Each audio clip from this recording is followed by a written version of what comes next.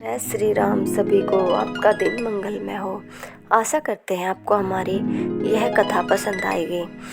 और हाँ, कथा को बीच में बिल्कुल भी स्किप ना करें। अगर आपको हमारी यह कथा आपको पसंद आए तो प्लीज़ शेयर सब्सक्राइब जरूर करें। तो चलिए जानते हैं मंगलवार व्रत कथा के बारे में। व्यास जी ने कहा, एक बार नैमिषारण्य तीर्थ में 80,000 मुनि एकत्रित होकर पुराणों के ज्ञाता श्री सूत जी से पूछने लगे, हे महामुने, आपने हमें अनेक पुराणों की कथाएं सुनाई है। आप कृपया करके हमें ऐसा व्रत और कथा बताएं जिसके करने से संतान की प्राप्ति हो तथा मनुष्य का रोग, शोक, अग्नि, श्रव, सुख, दुख आदि का भय दूर हो, क्योंकि कलयुग में सभी जीवों की आयु बहुत कम है। फिर इस पर उन्हें रोग चिंता के कष्ट लगे रहेंगे तो फिर वह श्री हरि के चरणों में अपना ध्यान कैसे लगा सकेंगे। श्री सूत जी बोले, हे मुनियों, आपने लोक कल्याण के लिए बहुत ही उत्तम बात पूछी है। एक बार युधिष्ठिर ने भगवान श्री कृष्ण से लोक कल्याण के लिए यही प्रश्न किया था। भगवान श्री कृष्ण और युधिष्ठिर का संवाद तुम्हारे सामने कहता हूँ, ध्यान देकर सुनो। एक समय पांडवों की सभा में श्री कृष्ण जी बैठे हुए थे। तब युधिष्ठिर ने भगवान श्री कृष्ण से प्रश्न किया, हे प्रभु नंदन गोविंद, आपने मेरे लिए अनेकों कथाएं सुनाई है। आज आप कृपा करके ऐसा व्रत या कथा सुनाइए जिसके करने से मनुष्य को रोग चिंता का भय समाप्त हो और उसको पुत्र की प्राप्ति हो। हे प्रभु, बिना पुत्र के जीवन व्यर्थ है। पुत्र के बिना मनुष्य नरकगामी होता है। पुत्र के बिना मनुष्य पितृषण से छुटकारा नहीं पा सकता और न ही उसका पुण्य नामक नरक से उद्धार हो सकता है। अतः पुत्रदायक व्रत बताइए। श्री कृष्ण भगवान बोले, हे राजन, मैं एक प्राचीन इतिहास सुनाता हूँ, आप उसे ध्यानपूर्वक सुनो। कुंडलपुर नामक एक नगर था। उसमें नंदा नामक एक ब्राह्मण रहता था। भगवान की कृपा से उसके पास सब कुछ था, फिर भी वह दुखी था। इसका कारण यह था कि ब्राह्मण की स्त्री सुनंदा के कोई संतान न थी। सुनंदा पतिव्रता थी, भक्तिपूर्वक श्री हनुमान जी की आराधना करती थी। मंगलवार के दिन व्रत करके अंत में भोजन बनाकर हनुमान जी का भोग लगाने के बाद स्वयं भोजन करती थी। एक बार मंगलवार के दिन ब्राह्मणी गृह कार्य की अधिकता के कारण हनुमान जी को भोग न लगा सकी, तो इस पर उसे बहुत दुख हुआ।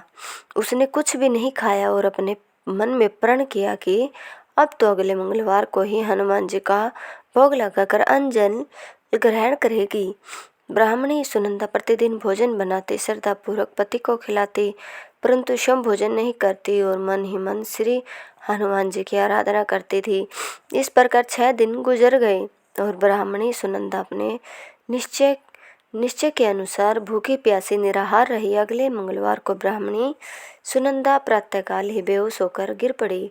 ब्राह्मणी सुनंदा की इस असीम भक्ति के प्रभाव से श्री हनुमान जी बहुत प्रसन्न हुए और प्रकट होकर बोले, सुनंदा, मैं तेरी भक्ति से बहुत प्रसन्न हूँ, तो उठ और वर मांग ले।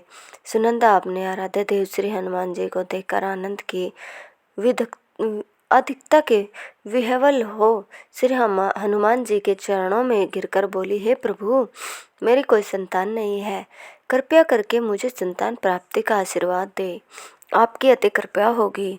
श्री महावीर जी बोले, तेरी इच्छा पूर्ण होगी, तेरे एक कन्या पैदा होगी, उसको अष्टांग प्रतिदिन सोना दिया करेंगे। इस प्रकार कहकर श्री महावीर जी अंतर्ध्यान हो गए। ब्राह्मणी सुनंदा बहुत हर्षित हुई और सभी समाचार अपने पति से कहा। ब्राह्मण देव कन्या का वरदान सुनकर कुछ दुखी हुए, परंतु सोना मिलने की बात सुनी तो बहुत प्रसन्न हुए। विचार किया कि ऐसी कन्या के साथ मेरी निर्धनता भी समाप्त हो जाएगी। श्री हनुमान जी की कृपा से वह ब्राह्मणी गर्भवती हुई और 10वें महीने में उसे बहुत ही सुंदर पुत्री प्राप्त हुई। यह बच्ची अपने पिता के घर में ठीक उसी तरह बढ़ने लगी जिस प्रकार शुक्ल पक्ष का चंद्रमा बढ़ता है। 10वें दिन ब्राह्मण ने उसका बालिका का नामकरण संस्कार कराया। उसके कुल पुरोहित ने उस बालिका का नाम रत्नावली रखा, क्योंकि यह कन्या सोना प्रदान किया करती थी। इस कन्या से पूर्व जन्म में बड़े ही विधान से मंगलदेव का व्रत किया था। रत्नावली का अष्टांग बहुत सा सोना देता था। उस सोने से नंदा ब्राह्मण बहुत ही धनवान हो गया। अब ब्राह्मणी भी बहुत अभिमान करने लगी थी। समय बीतता रहा। अब रत्नावली 10 वर्ष की हो चुकी थी। एक दिन जब नंदा ब्राह्मण प्रसन्नचित्त था, तब सुनंदा ने अपने पति से कहा, मेरी पुत्री रत्नावली विवाह के योग्य हो गई है, अतः आपको सुंदर तथा योग्य वर देखकर इसका विवाह कर दो। यह सुनकर ब्राह्मण बोला, अभी तो रत्नावली बहुत छोटी है। तब ब्राह्मणी बोली, शास्त्रों की आज्ञा है कि कन्या 8वें वर्ष में गौरी, 9 वर्ष में रोहिणी, 10वें वर्ष में कन्या, इसके पश्चात रजस्वला हो जाती है। गौरी के दान से पाताल लोक की प्राप्ति होती है, रोहिणी के दान से वैकुंठ लोक की प्राप्ति होती, कन्या के दान से इंद्रलोक से में सुखों की प्राप्ति होती है। अगर हे पतिदेव रजस्वला का दान किया जाता है तो घोर नरक की प्राप्ति होती है। इस पर ब्राह्मण बोला, अभी तो रत्नावली मात्र 10 ही वर्ष की है और मैंने तो 16 साल की कन्याओं के विवाह कराए हैं, अभी जल्दी क्या है। तब ब्राह्मणी सुनंदा बोली, आपको तो लोभ अधिक हो गया लगता है। शास्त्रों में कहा गया है कि माता पिता और बड़ा भाई रजस्वला कन्या को देखते हैं तो वह अवश्य ही नरगामी होते हैं। तब ब्राह्मण बोला, अच्छी बात है, कल मैं अवश्य ही योग्य वर की तलाश में अपना दूत भेजूंगी। दूसरे दिन ब्राह्मण ने अपने दूत को बुलाया और आज्ञा दी कि जैसी सुंदर मेरी कन्या है वैसे ही सुंदर वर उसके लिए तलाश करो। दूत अपने स्वामी की आज्ञा पाकर निकल पड़ा। पंपई नगर में उसने एक सुंदर लड़के को देखा। यह भले कि एक ब्राह्मण परिवार का बहुत गुणवान पुत्र था। उसका नाम सोमेश्वर था। दूत ने इस सुंदर व गुणवान ब्राह्मण पुत्र के बारे में अपने स्वामी को पूर्ण विवरण दिया। ब्राह्मण नंदा को भी सोमेश्वर अच्छा लगा और फिर शुभ मुहूर्त में विधि पूर्वक कन्यादान करके ब्राह्मण ब्राह्मणी संतुष्ट हुए। परंतु ब्राह्मण के मन में तो लोभ समाया हुआ था। उसने कन्या दान तो कर दिया था पर वह बहुत खिन्न भी था। उसने विचार किया कि रत्नावली तो अब चली जाएगी और मुझे इससे जो सोना मिलता था वह मिलेगा नहीं। मेरे पास जो धन था कुछ तो इसके विवाह में खर्च हो गया और जो शेष बचा वह कुछ ही दिनों में समाप्त हो जाएगा। मैंने तो इसका विवाह करके बहुत बड़ी भूल कर दी। अब कोई ऐसा उपाय हो कि रत्नावली मेरे घर ही बनी रहे, अपनी ससुराल न जावे। लोभ रूपी राक्षस ब्राह्मण के मस्तक पर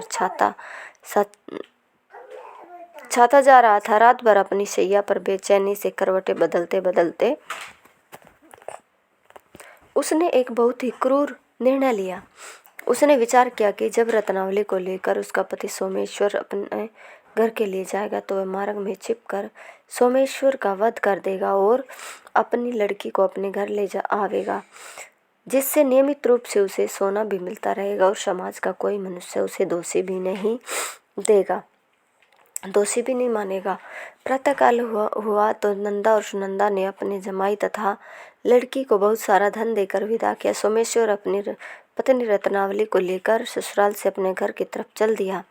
ब्राह्मण नंदा महालोभ के वशीभूत हो अपनी मति खो चुका था। पाप पुण्य को उसे विचार न रहा था। अपने भयानक व क्रूर निर्णय को कार्य रूप देने के लिए उसने अपने दूत को मार्ग में अपने जमाई का वध करने के लिए भेज दिया था, ताकि रत्नावली उसे से प्राप्त होने वाला सोना उसे हमेशा मिलता रहे और वो कभी निर्धन न हो। ब्राह्मण के दूत अपने स्वामी की आज्ञा का पालन करते हुए उसके जमाई सोमेश्वर का मार्ग में ही वध कर दिया।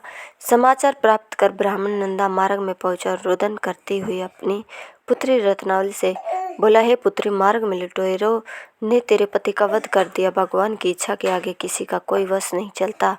अब तू घर चल, वहाँ पर ही रहकर शेष जीवन व्यतीत करना। जो भाग्य में लिखा है वही होगा। अपने पति की अकाल मृत्यु से रत्नावली बहुत दुखी हुई। क्रंदन व रुदन करते हुए अपने पिता से बोली, हे पिताजी, इस संसार में जिस स्त्री का पति नहीं है उसका जीना व्यर्थ है। मैं अपने पति के साथ ही अपने शरीर को जला दूंगी और सती होकर अपने इस जन्म को माता पिता के नाम को तथा सास ससुर के यश को सार्थक करूंगी। ब्राह्मण नंदा अपनी पुत्री रत्नावली के वचनों को सुनकर बहुत दुखी हुआ। विचार करने लगा, मैंने व्यर्थ ही जमाई का वध का पाप अपने सिर लिया। रत्नावली को तो उसके पीछे अपना प्राण देने तक तैयार है। मेरा तो दोनों तरफ से मरण हो गया। धन तो अब मिलेगा नहीं। जमाई वध के पाप से फल 100 रुपये यातना भी भुगतनी पड़ेगी, सोचकर वह बहुत खिन्न हुआ।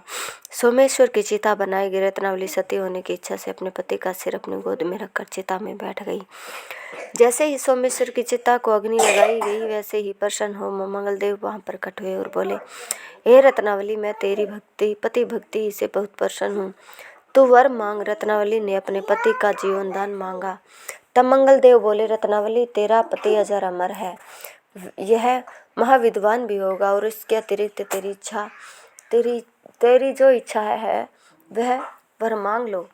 तब रत्नावली बोली, हे ग्रह के स्वामी, यदि आप मुझ पर प्रसन्न है तो मुझे वरदान दीजिए कि जो भी मनुष्य मंगलवार के दिन प्रातःकाल लाल पुष्प लाल चंदन से पूजा करके आपका स्मरण करे, उसको रोग व्याधि न हो, स्वजनों का कभी वियोग न हो, सर्प अग्नि तथा शत्रुओं का भय न रहे। जो स्त्री मंगलवार का व्रत करे वह कभी विधवा न हो। मंगलदेव तथास्तु कहकर अंतर्ध्यान हो गए। सोमेश्वर मंगलदेव की कृपा से जीवित हो उठा। रत्नावली अपने पति को पुनः प्राप्त कर बहुत प्रसन्न हुई और मंगलदेव का व्रत प्रत्येक मंगलवार को करके व्रत राज और मंगलदेव की कृपा से इस लोक में सुख ऐश्वर्य को भोगते हुए अंत में अपने पति के साथ स्वर्ग लोक चली गई। अगर आपको हमारी यह कथा पसंद आई हो तो हमारे चैनल को लाइक शेयर सब्सक्राइब जरूर करें। धन्यवाद।